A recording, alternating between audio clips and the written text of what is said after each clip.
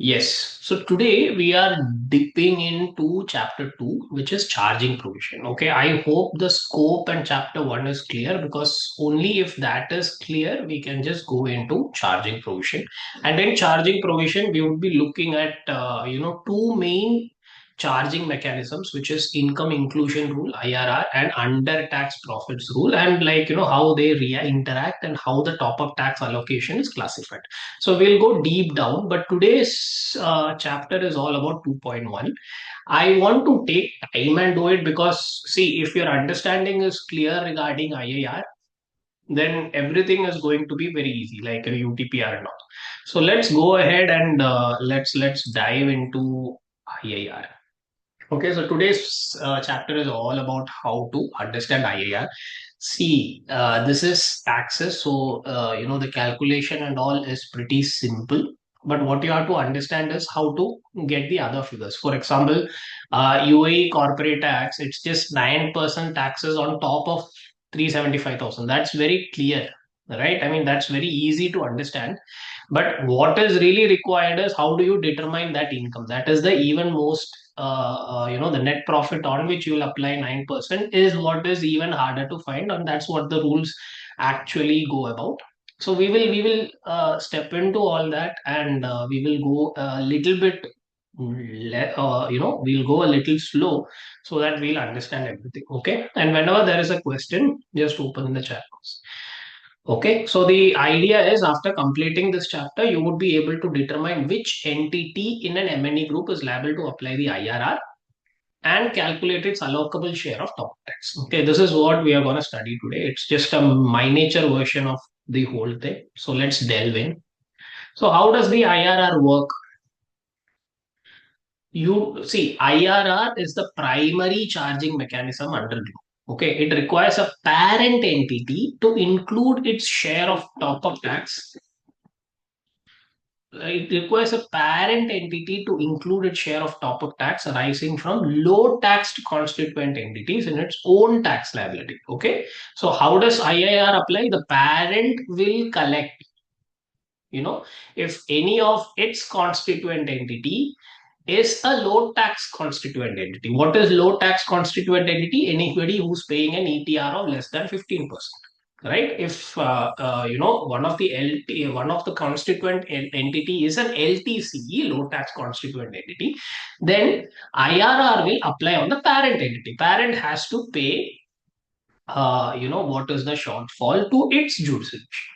Okay, so this is how IRR is going to work, and IRR follows a top-down approach. I here the wording used is parent entity. So which parent entity? So it follows a top-down approach.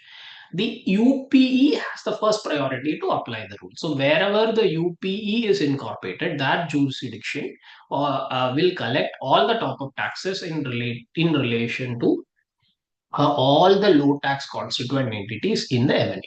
Okay. Now, if UPE does not have a qualified IIR status, like their country has not implemented an IIR, then the obligation cascades down to the next parent entity. We learned that also at the time of learning the scope, that it will go into the IPE. IPE will now get the charge if their country, the IPE's country, has implemented a qualified IIR. So that's how IRR works. It's very simple in theory. Okay. Now let's go a little bit into identifying the entity that applies the IIR. The primary rule is that UPE applies the IIR. Okay. So if the UP's jurisdiction has implemented a qualified IIR, the UPE is required to apply IIR with respect to any LTCE which it holds an ownership interest. Now, this ownership interest could be direct or indirect. Okay. Now, one thing that we have to understand is UPE must apply the IRR if it owns an interest in the LTCE at any time during the fiscal year. Okay, the holding period does not matter. Even if I was holding for like 2 months or 3 months or 4 months, that's fine. But you would have to include that entity as an LTC, that you have to do top up calculation for that entity also if it is an LTCE. But to which extent? Only to the extent that I was holding that particular LTC. Okay. So see, to understand this, you just understand consolidation. You just understand accounting. That is the easy way to understand. Now, let's say that there was, entity AQ was holding JJ for 6 months. Okay. In the consolidated financial statements of AQ, wouldn't JJ be consolidated for 6 months? Yes or no?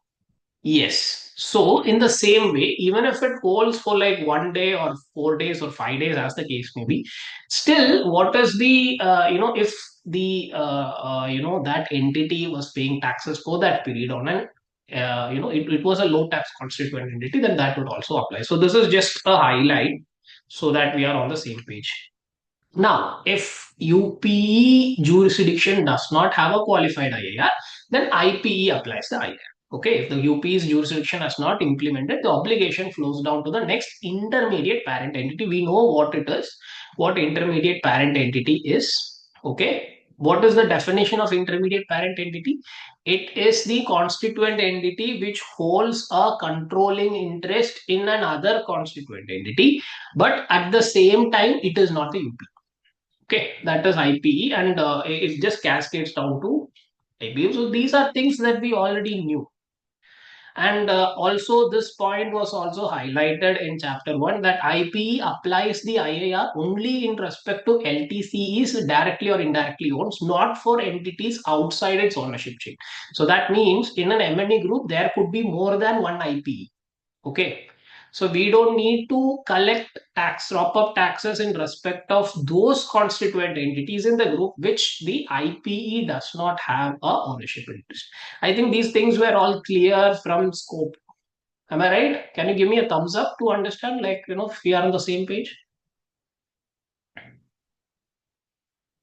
Now, going forward, this in this presentation, I have been using all the jargons too. I have not been kind of like explaining anything from the top.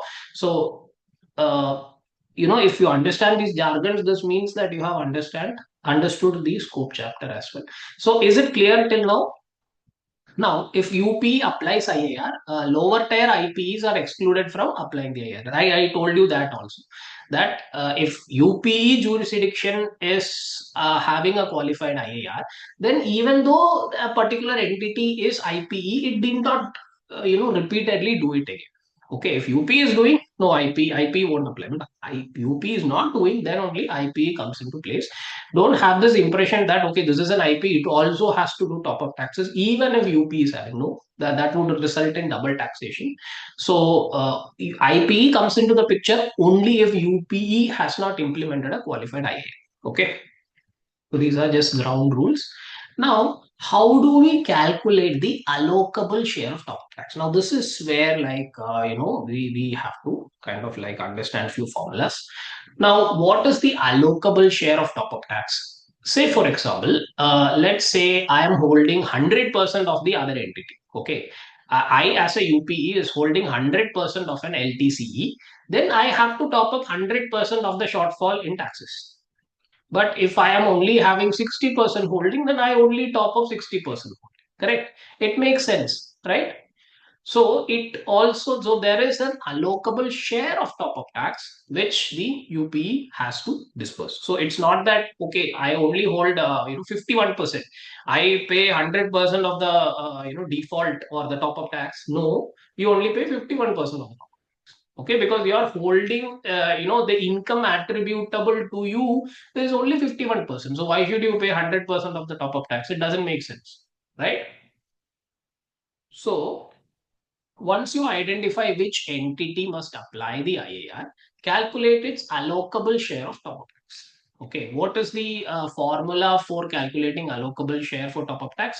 That is, what is the top up tax of LTCE multiplied by what we call as an inclusion ratio. Okay, now what is this inclusion ratio? Globe income of LTCE minus amount attributable to other owners divided by globe income of LTCE. Now let's understand this. What it means. We'll just kind of like deliberate on. So what I'm saying is, what my point was that let's take an M&E group. Okay, so let's say this is the UPE, and it is holding, let's say, 70%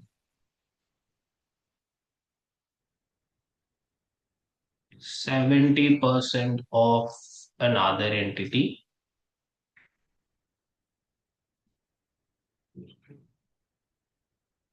and this entity is holding 60%, let's say. Okay, these are just hypothetical examples. Okay, doesn't mean it is how it is. It is holding 60% of another entity.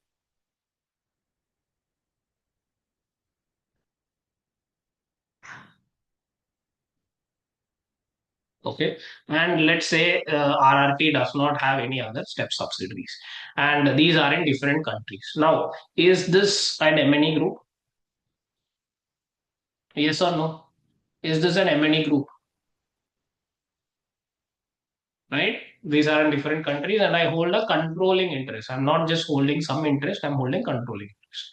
Now, with respect to allocable share, what you have to understand is that, say, this particular entity, right? Now, let's say we are consolidating this. Okay, we are consolidating this group. Now, if you learned consolidation IFRS 10, like, or not just 10, like, all the other standards of IFRS with respect to consolidation, you will understand that once we prepare the consolidated profit and loss, what do? We will take the profit of AQ plus AR, right? We will take the profit of AQ plus AR. Sorry, we'll first take the profit of RRT, right? Out of the profit of RRT, what happens? Of the profit that you calculate after all adjustments, there would be a lot of adjustments in a consolidated problem, like stock in trade, like margin on stock in trade, all that. After adjustments, if you say take the profit for consolidated financial statements, what do? We would say that for out of the total profit, we will say 40 per, we will say 40% will go to AQ, or sorry, 60% will go to AQ, and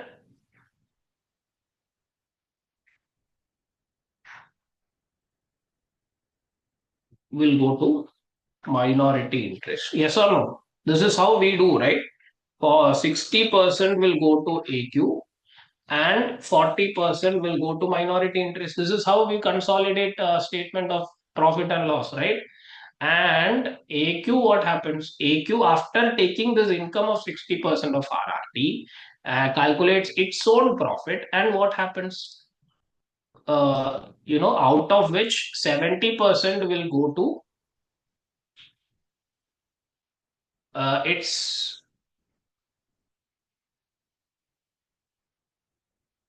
70% will go to whom? It will go to APE, sorry, UPE, and 30% will again go to whom?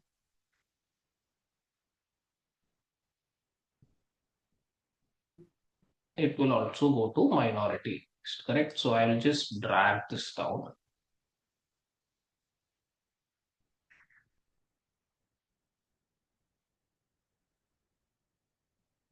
Right. This is how a consolidation structure happens, like, while we split the profit of each, and the consolidated P&L of consolidated P&L, what would it have? Consolidated P&L would have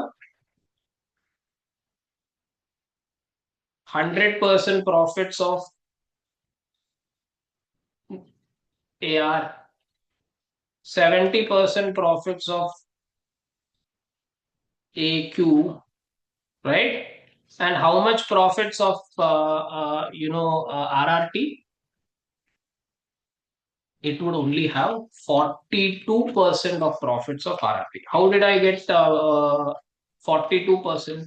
Because say 40% is owned by minority, and out of AQ 30% is owned. So roughly, like, if I take AR's holding of RRT, this is going to be 70% into 60%, which is going to be 42%.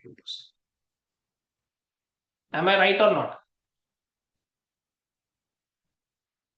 Right? So 60% of its profit goes to AQ, and out of AQ, only 70% of those comes to the ultimate consolidated financial statement. So can I effectively say only 42% of profits of RRT is with the consolidated financial statements? Yes or no? Any doubts there?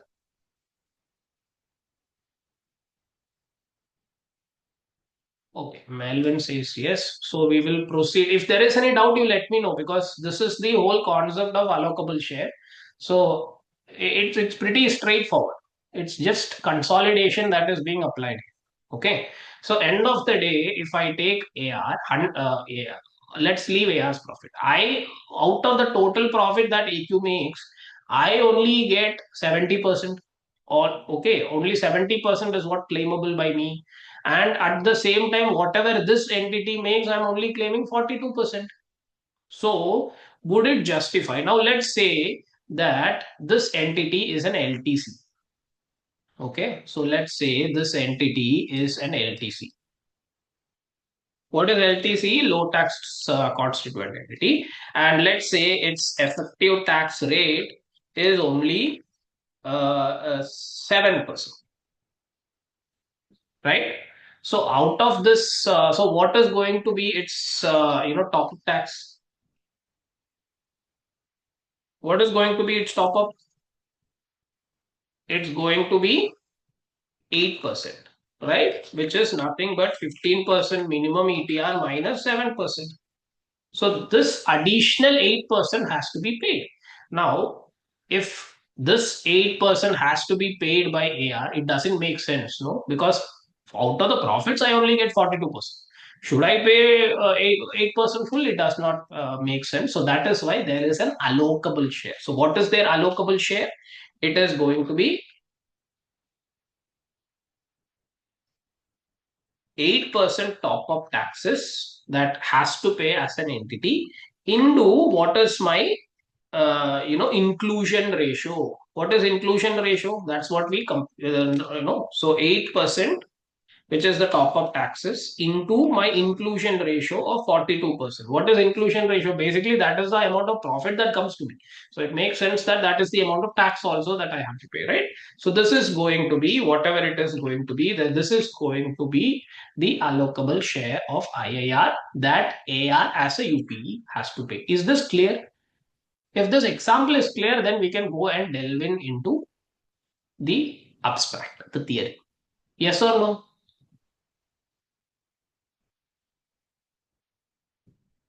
Yeah, I see some doubts. No, it's Melvin says it's clear. Again, is it only Melvin who understands, or like,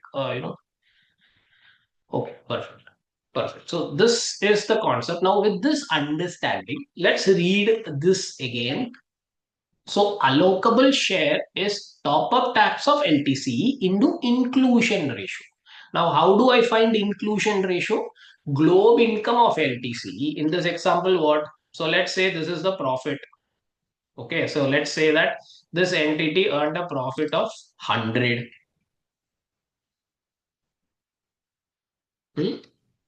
So let's say this is their globe income also. We will come to calculation of globe income and all later, but let's assume that this is the globe income is nothing but profit which is taxable. Okay, minus amount attributable to other owners. What is the amount attributable to other owners?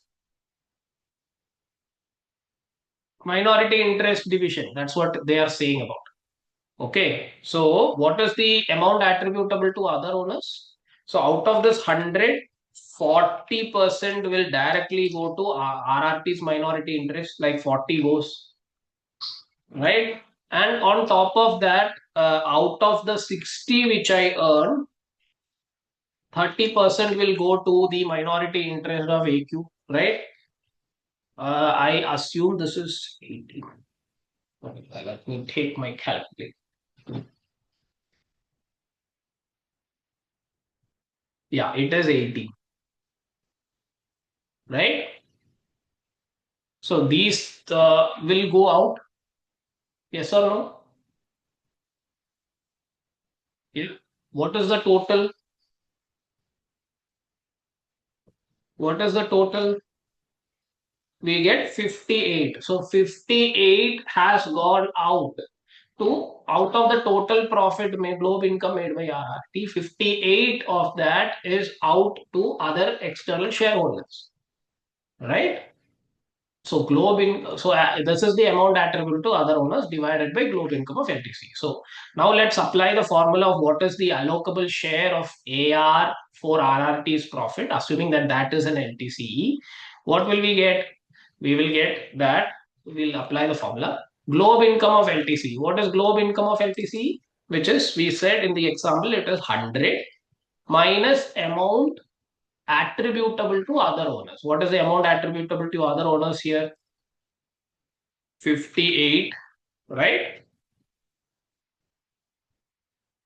Divided by globe income of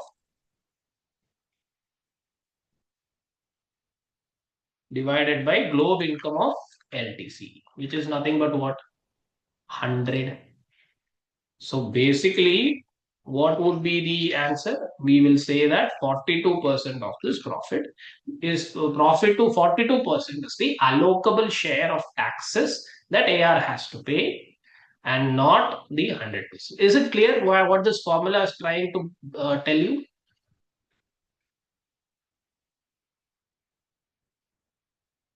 So 100 minus 58 divided by 100 is nothing but 42%, right? So that is going to be my inclusion ratio. So of the top up tax, which is 8% is going to be the top up, I am going to only pay 42% of it because only 42% of the profit accrues to me. Clear?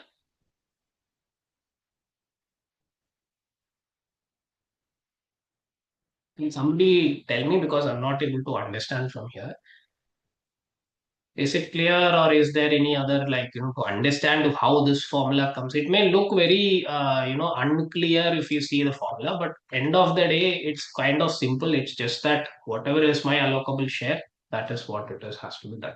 Is it okay? Yeah, that's how you have to find the inclusion ratio and allocable share for each LTC. Okay. While applying, first thing that you have to do is you have to find the allocable share. That's when you have to see whether they are an LTC or not.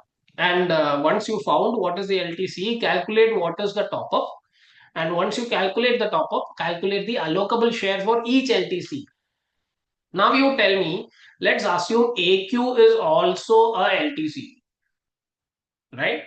What would be the allocable share? What would be the allocable share? And let's assume that 100 is the profit. Okay.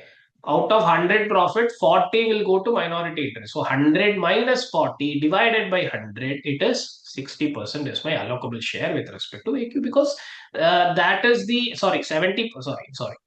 So let's say that what is my allocable share for AQ?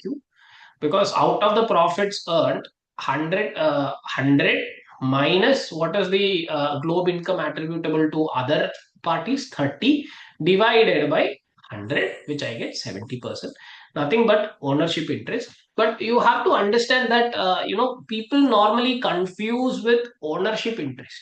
Okay, while splitting the calculating the inclusion ratio, don't take ownership share because in reality it may not be so straightforward that this allocation may be different. I'll give you an example why I tell you it is different. So let's say that you have something called let's say that irredeemable or cumulative preference shares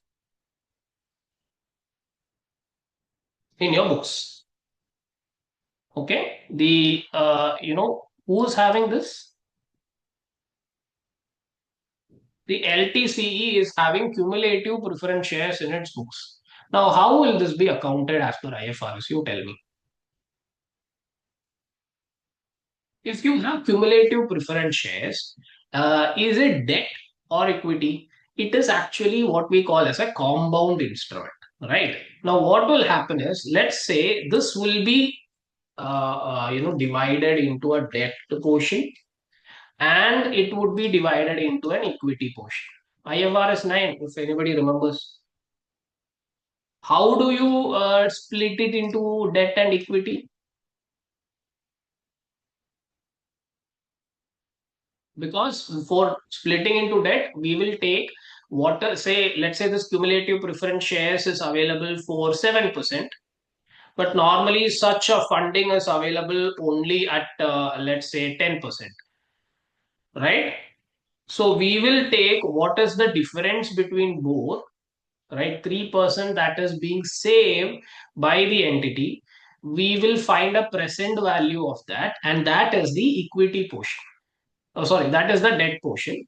And what is the difference will be the equity portion. Am I right? You understand? So now you see there is another equity portion which is added. Now, if the say RRT has cumulative preference shares, would that be visible in the equity it owns? No, no. It won't be visible in the equity or visible if you take the standard legal documents MOA. This will not be there. This is pure accounting, but it can kind of constrict the equity percent available to minority shareholders, right? If there is a preference share equity that we are calculating at the time of consolidation. Yes or no? So in such an instance, what I'm telling you is don't take as per the ownership rate.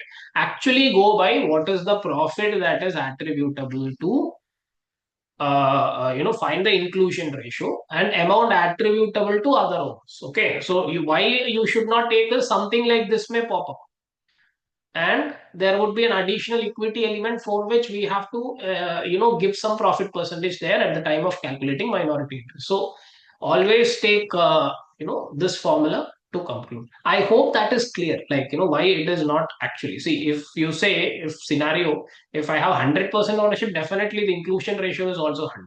If it is 80% ownership and 20% minority, approximately 80. Why approximately 80?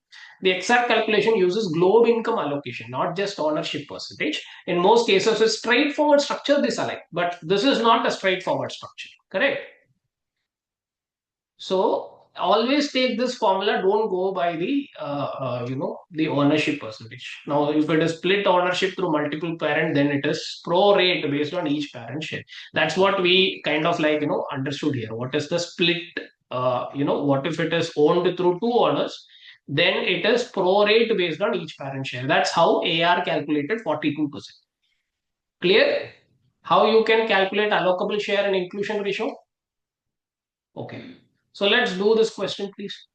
SG Ireland IP Limited, it's an LTCE, is owned 70% by SG Netherlands BV, held by AR Group, and 30% by external investor. Okay. So this company, Ireland, is the LTC. It is owned 70% by Netherlands. Let's say this SG Netherlands is 100% owned by AR Group, and 30% of this is by external investor. So what will happen? SG Ireland's globe income they have given us 10 million. SG Ireland's top up tax is 200,000, and globe income attributable to external investor is 3 million. What do you do first? We will find the inclusion ratio. Inclusion ratio is 10 million, that is the total globe income, which is nothing but my profit calculated for globe adjustments, minus 3 million, which is the globe income attributable to external investor. Obviously, 70, I have only 70%, right? 30% is of the profit is to another. Divided by 10 million, we will get 70%.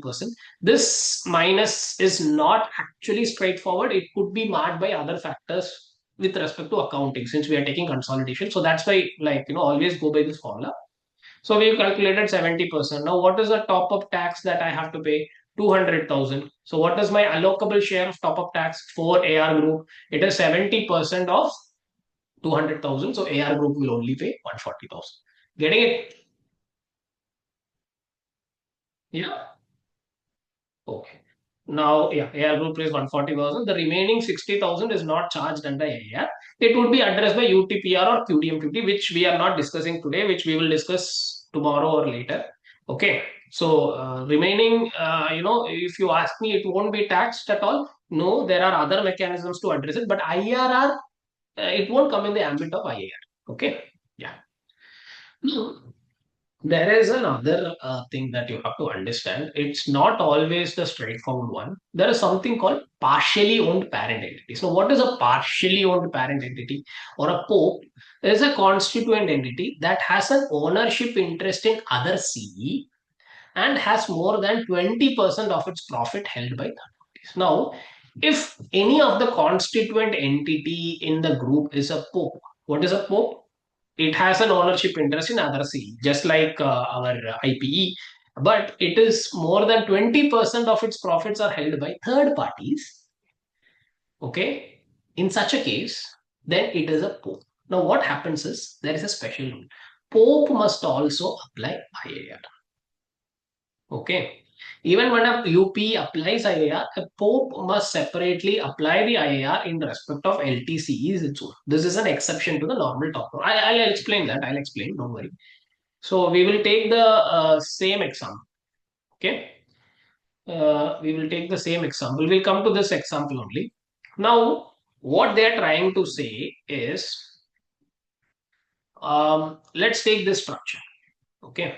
Now, uh, this is the UPE, and is this an IPE? Maybe, like, but okay. Now let's say that AR's jurisdiction has a qualified IIR. Okay. Now, would AQ have to kind of like do any you have to calculate top up taxes? Would they have to? Answer is no, because it's not an IP. But they have bring forth a new thing called POP, partially owned parent entity. Now, what does it mean? It is a entity which owns a controlling interest or an ownership interest. They use the word ownership interest in another entity, and more than 20% or more is held by external parties. Right. So here AR is only holding 70%. So definitely 20%, 30% is held by external investors, right? Yes or no?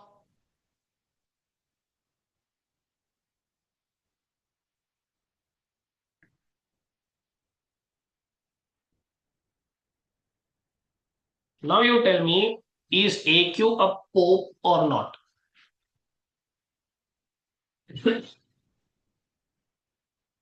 Is AQ a pope? I'll just give the yeah.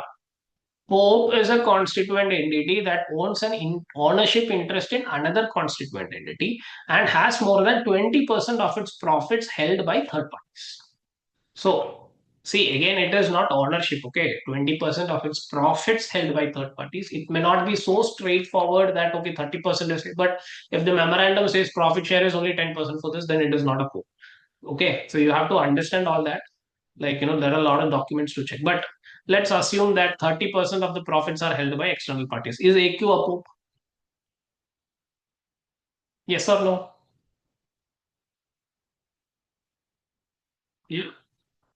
Absolutely, it is a pope. Now, whenever there is a pope in the structure, what the what the law or what the guidelines say is that you have to, the pope also should apply IIR.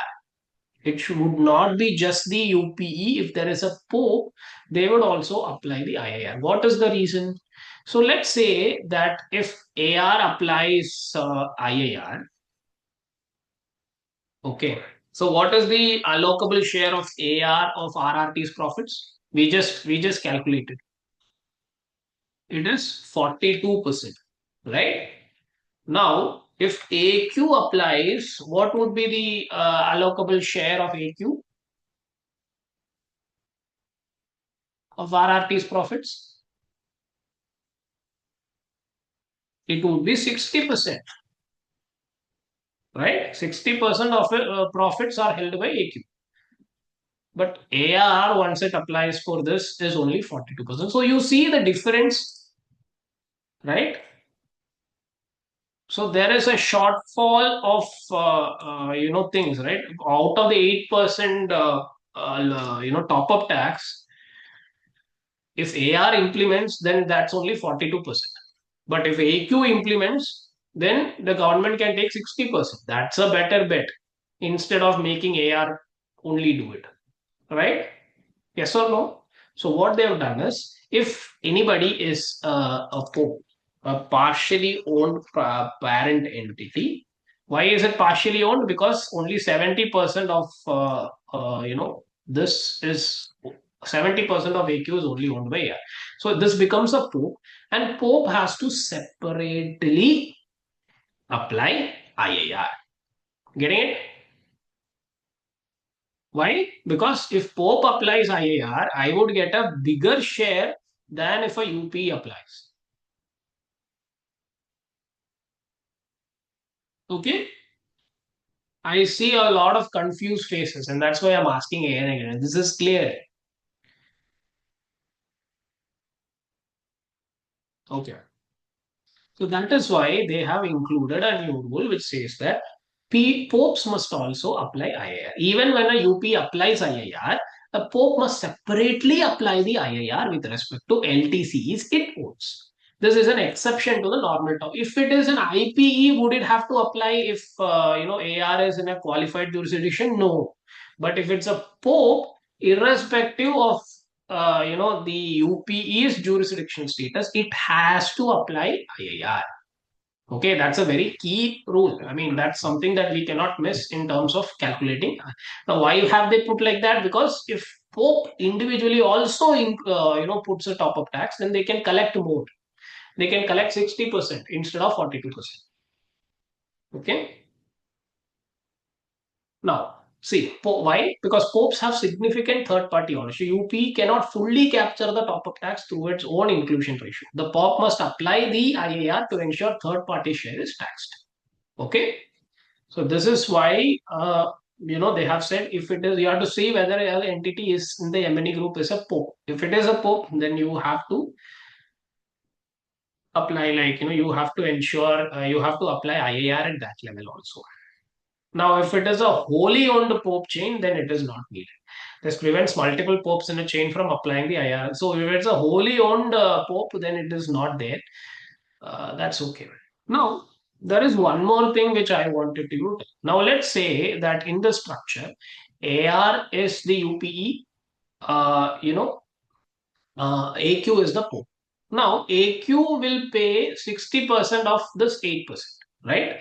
And AR will also pay 42% of this 8%. Wouldn't it be double taxation if a pope and UP both apply, right? So for that, they have brought in an offset mechanism. Now, what is this offset mechanism? When multiple entities in an ownership chain apply IIR, a UP and POP both applying to the same LTC. That is this case, right? Since this is a POP, as per rules, it has to apply IIR, and as a UPE, it has to apply IIR also. So if there is multiple entities which apply IIR to the same LTC, the IIR offset prevents double taxation. Now, how does it work? The higher tier parent entity reduces its allocable share by amount already charged at the lower tier entity. Okay.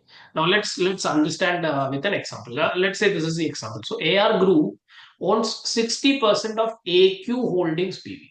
Okay. So AR owns 60% of AQ, and AQ is a co. Obviously, only 60% is owned, and AQ is holding 100% of JJ Singapore, which is an LTCE, and AQ Holdings BV has 40% third party owners, thus qualifies as a co. Netherlands has qualified IIR, and JJ Singapore top up tax is 300,000. Can you calculate? Can you, so did you understand the question? AR owns 60% of AQ. Okay, and AQ owns 100% of JJ, right? Now, JJ is an LTC, and its top up tax is already calculated for us, which is 300,000. Now, how would the offset mechanism apply? What would be first thing that we have to do? First thing is Pope applies the IIR. So what is the inclusion ratio? How much does AQ hold, JJ? It says AQ Holdings BV holds 100% of JJ. So the inclusion ratio is 100. What is the allocable share? 300,000, which is the income. into 100%. So it would be 300,000 of the whole top up tax has to be paid by the Pope. So AQ Holdings BV pays 300,000 under Netherlands IIR. Getting it? Pope applies the IIR and then UP also calculates. So UP's allocable share is what? What is the inclusion ratio? It is 60%. How 60%? Say it holds 60% of AQ and AQ holds 100% of JJ. So 60 into 100%, it is 60%. So inclusion ratio of AR in JJ is 60%. Now what is the allocable share? 180,000. This is the allocable share that AR now. Now, since UP is paying this and Pope is also paying this, it becomes double taxation. What they have said is, the UPE can reduce its allocable share by portion already taxed at Pope level. So let's say amount already charged by Pope is 300,000. AR's share of Pope's tax is 180,000, right? How 180,000? 60 per into 300,000. Now here AQ is not the LTC, only JJ is the LTC. So AR share of pop-up tax is 60% into 300,000, 180. So since you know AQ has paid 300 and what is payable for AR is only 180, the whole amount is offset. Getting it? How do you find the offset? See, what they are saying is it clear like how Pope applied IIR? This part is clear. Step one is clear. Step two is clear. Yeah. Now, step three, we are applying the IIR offset. Now, how do you apply the IIR offset? We will take what are the taxes which is paid by the Pope. Okay. What is the taxes paid by the Pope? 300,000. Now, how much does UP own Pope? UPE's share of Pope is UPE owns 60% of AR owns 60% of AQ, right? So out of the total amount that the Pope pays into the inclusion ratio of AR in Pope 60%. So that is 180,000. So that offset would be 180. Getting? So to calculate the offset, you have to see what is the inclusion ratio of UPE in Pope and multiply it with the tax already paid by. So final allocable share is 180,000, which I have to pay through the top-down approach, minus 180,000, which is the offset. Offset is nothing but total taxes paid by Pope into the allocable share or inclusion ratio of the UP on the Pope. So that is 60%. So that's how you calculate the offset mechanism. It is very simple if you understand, and I believe you understood also. It just takes a little bit of practice, that's all. But end of the day, the concept is very should be very clear. Okay. I will repeat one more time because I see a lot of people are looking into the screens to see the calculation. So first thing is we will see what Pope has to pay using the same technique, right? Same IIR formulas. So here AQ, or I can draw it also. No worries, no worries. Let's take some time. So it's we have time, so we will kind of like draw it. So what I'm trying to say is,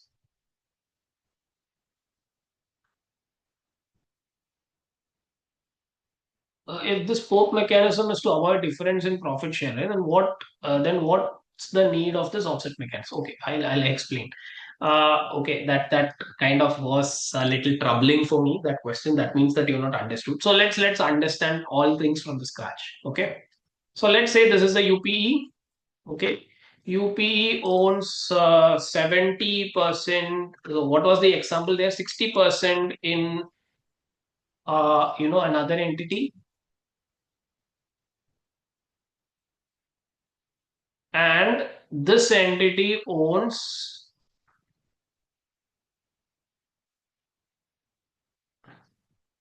100% of another entity.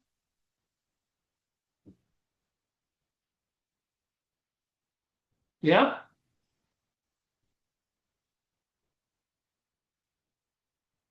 I don't think I can get purple man. Anyways, let's put this. Anyways, This is the setup, and what they have told is this particular guy.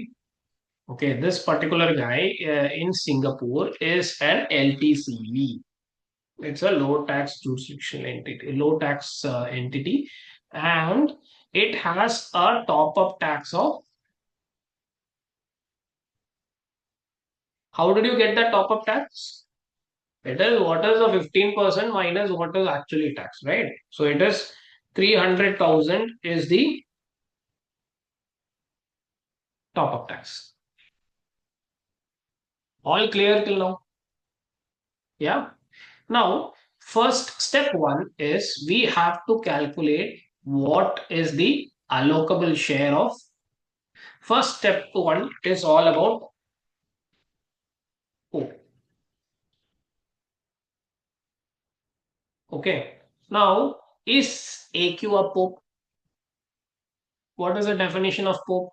A constituent entity which has ownership interest in another constituent entity, which has ownership interest in an LTC, and more than 20% of its profits are by external shareholders. So is it a POPE? Yes, it is a POPE. So first we will have to find what is the inclusion ratio and allocable share. Now, what is the inclusion ratio of? So who is the low tax entity? This is the profit. This is the tax that we have to pay. End of the day, right? So out of the low tax entity, what is the inclusion ratio of AQ? I told you how to find the inclusion ratio formula. Globe income minus amount attributable to external shareholders divided by global. Correct? This is a formula I told you. So what is the globe income? Let anything be the globe income of this guy. But is there anything that he has to pay externally? No. So what is the inclusion ratio now? 100 minus 0 divided by 100. What is the inclusion ratio? 100 by 100, it is 1. So it is 100%. Correct?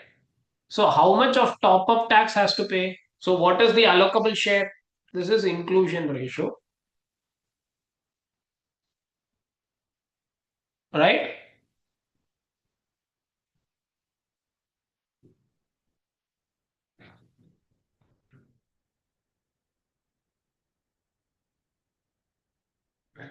Inclusion ratio.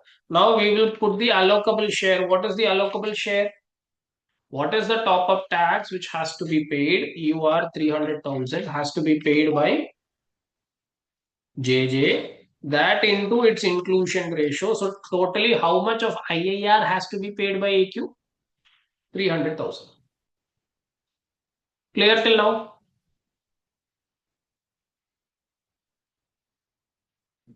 Yes.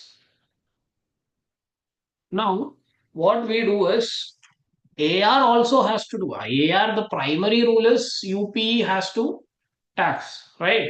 Now UPE will also see, this is the only LTCE in the group. So UPE will also kind of implement this.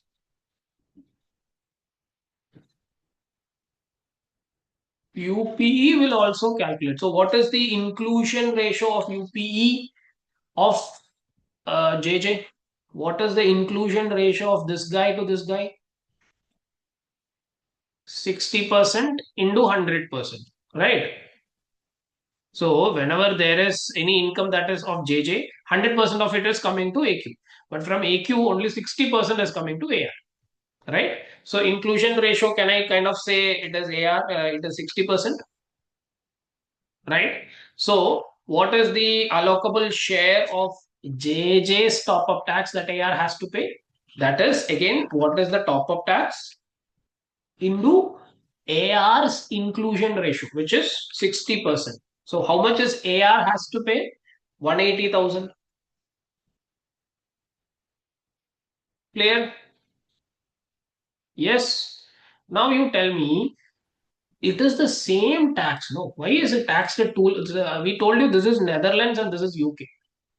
So same thing is being doubly taxed. Same income, same top up is being applied doubly in here and also here. Don't you think it is double taxation? Yeah. So they say while calculating UPE, we can do an offset. Okay. Now 180,000 is what he has to pay. Who has to pay? AR has to pay. But you have to see if any of the other constituent entities have already paid taxes. Has any other constituent entity already paid taxes? Yes, AQ has paid taxes of 300,000. Right? So we will learn or we draw one.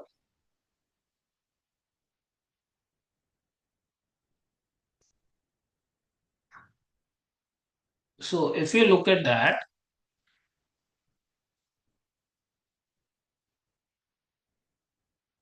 has any other entity? Sorry.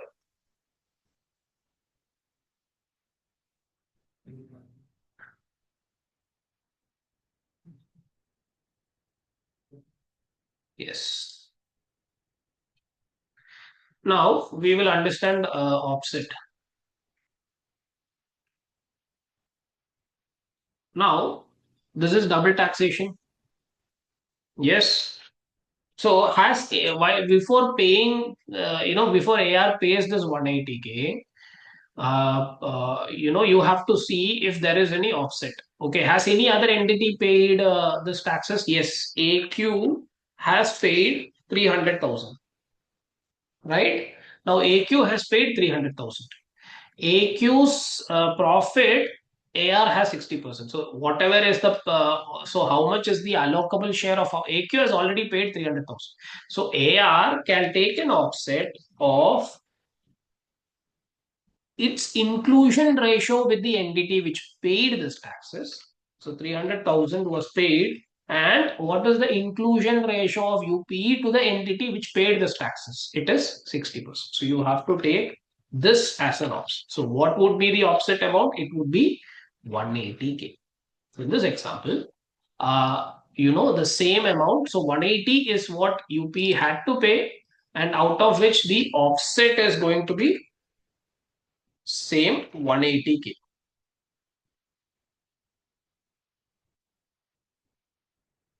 Tax paid by AQ into AR's inclusion ratio in AQ. Okay. And that is going to be 180K. So how much is AQ going to pay? Sorry, how much is AR going to pay?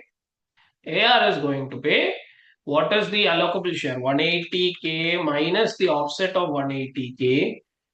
It will pay nil.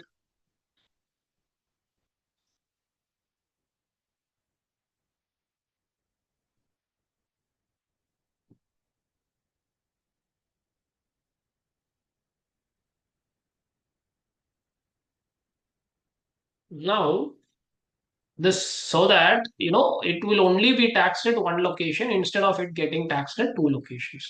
Are you getting it? This is the offset mechanism. Now there was a specific query, sir. Why is this offset happening? If 180K is payable by UPE, and if it is completely offset, then what is the whole thing? I mean, how can you, boss? You have to understand that if it was only UPE collecting, I would only get 180K. Since the final tax which is collected now is 300K, I don't mind giving a offset of 180K, because end of the day, if 180 is payable by AR and it is already paid, it can understand. But instead of getting, if I don't have a POPE mechanism, I would have ended up paying only 180K, and now I got 300K. Getting it? Yes. There are plenty of examples, so you can just try it out. But this is what it is. This is the whole system about IIR offset. Okay. If any other entity is paying, then it can be offset.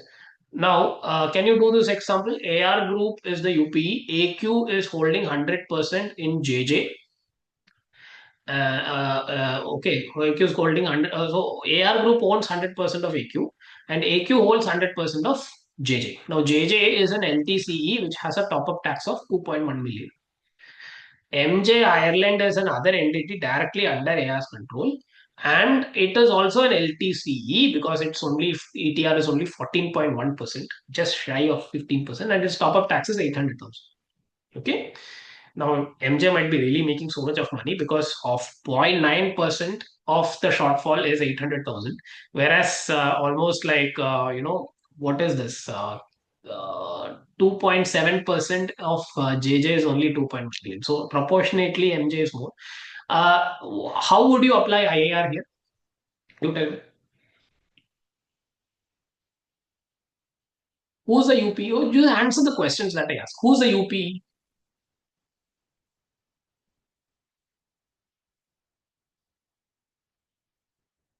Absolutely.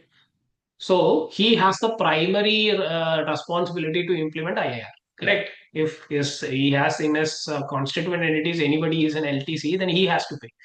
Now, is there any POPE?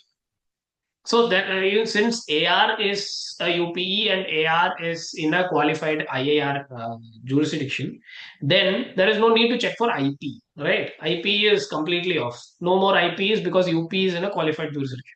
Now you tell me, is there any POP?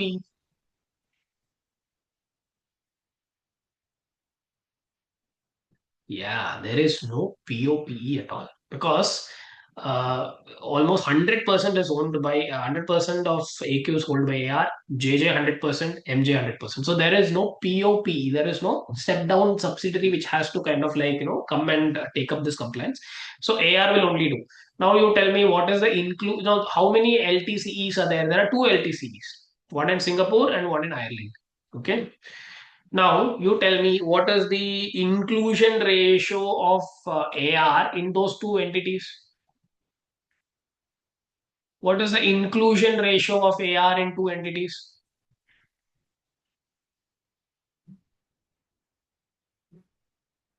Absolutely 100%, right? So, how much is the tax that AR will pay in respect of MJ and JJ?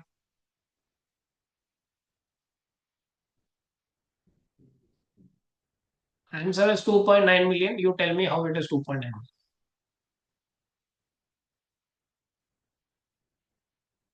Whatever is the top up, 800,000 in MJ and 2.1 in JJ into or 800 into 100%, 2.1 into 100% has to be paid by AR in UK. Getting it?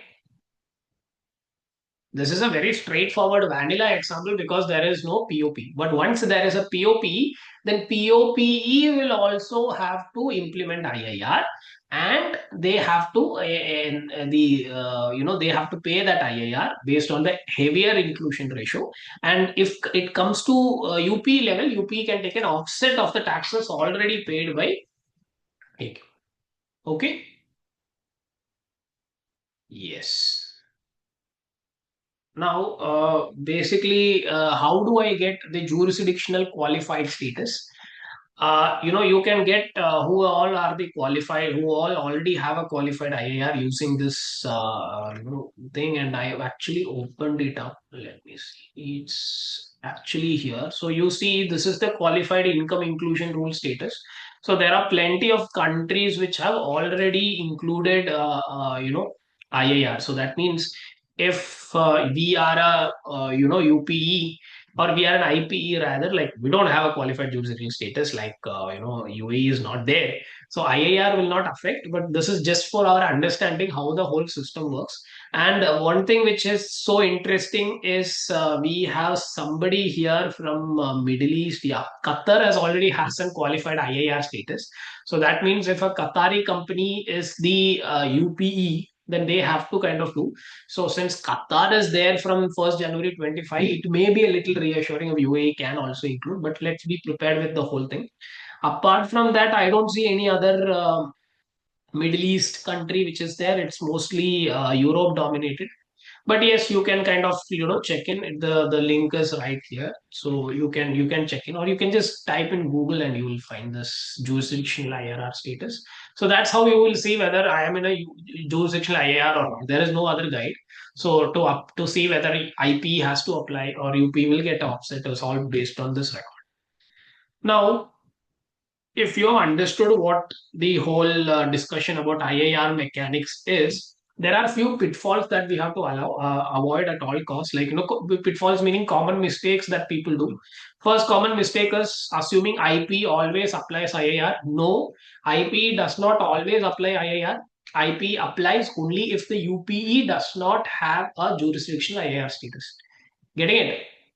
So if the UP jurisdiction has a qualified IIR, then lower tier IPEs are excluded. Don't calculate separate IIR liability for each entity in the chain. It's not required. IPE will come into the picture only if UPE is not in a qualified jurisdiction status. Second thing is people forget to apply the Pope rules. They will just, okay, UPE is in a qualifying jurisdiction.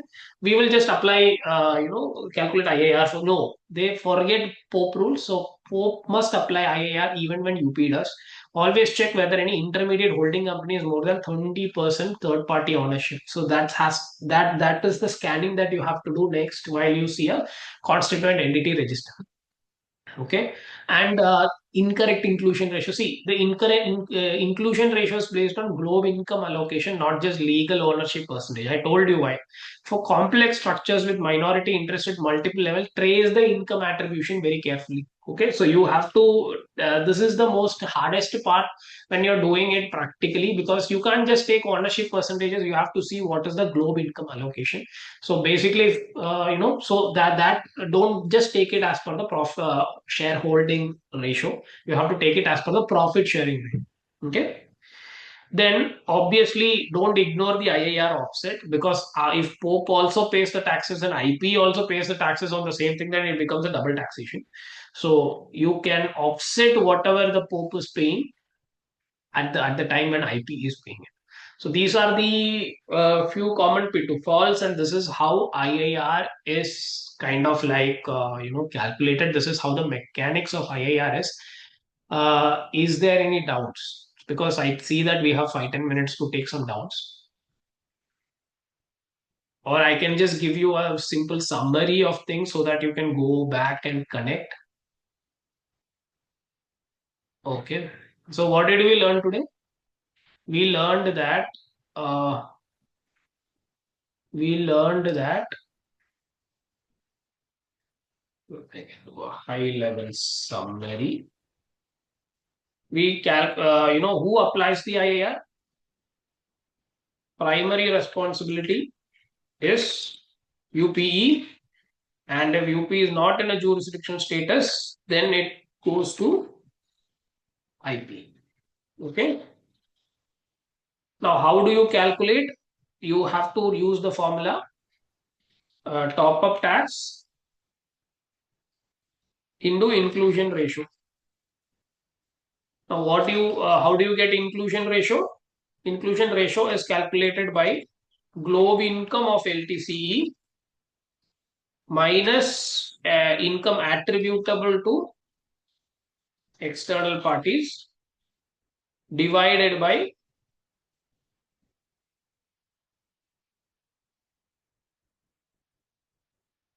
globe income. Okay.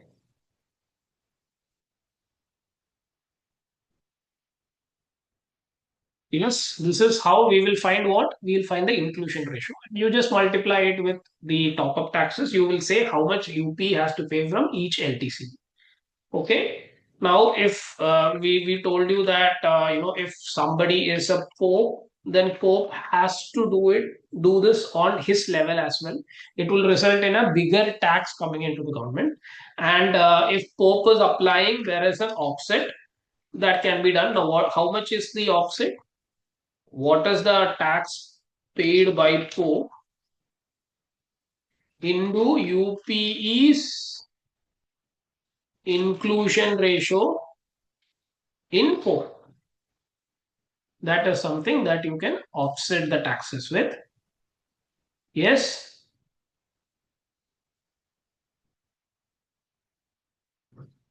UP is inclusion ratio in Pope, not UP is inclusion ratio in the entity. UP, because tax is paid by Pope. So now Pope is the main character. And then we understood, like, how you can kind of, uh, how to find qualifying jurisdictional status. And of course, we discussed about common pitfalls. So what are the pitfalls? One thing is, you have to apply IPE. IP is only secondary, boss. It's not primary. Second pitfall is, you have to take, you have to use popes. Mostly people forget about popes. Third is globe income is not about, I mean, this inclusion ratio is not about ownership, but as per profit sharing or globe income allocation. And finally, we learned one more thing, which I forgot as a part of now. And yeah, incorrect inclusion ratio. And of course, you should not ignore the IIR offset. Okay. So this is what we learned as a simple summary to the whole thing. Any doubts there?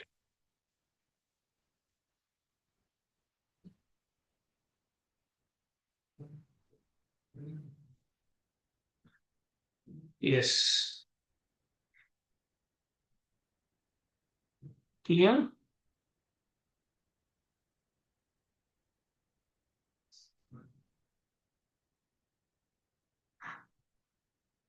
Okay. So yeah, it is. It you may feel a little discomfort because you're just getting bombarded with all these rules now today on a fine Tuesday morning. What you have to do is go home and practice. Okay, just read a little bit about all these things, and you will understand. What I mean. So that's all for today, guys. If there are no other questions, we can kind of like close. Yes. Practice IIR. Things going to get even more harder every time and now from.